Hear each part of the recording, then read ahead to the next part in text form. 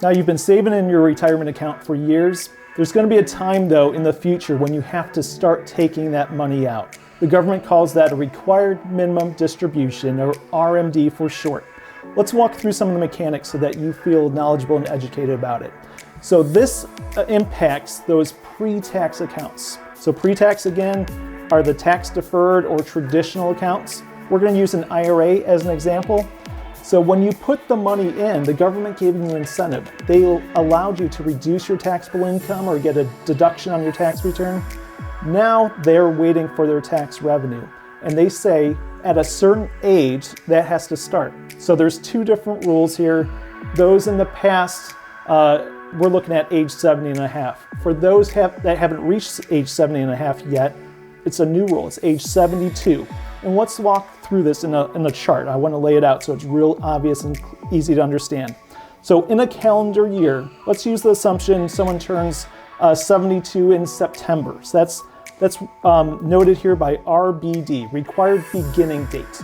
So they turn 72 there. They have an option for their very first distribution.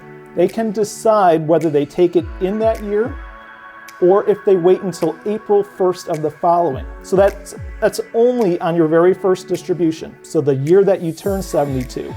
Every year thereafter, it has to happen in the calendar year.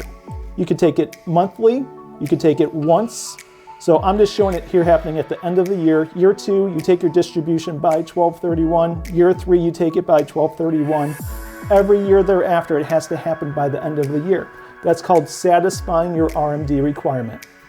So the money comes out, it's now taxable.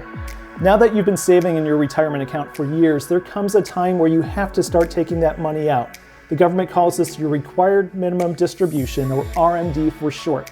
Let's look at a timeline here so you understand when that has to take place and what you do.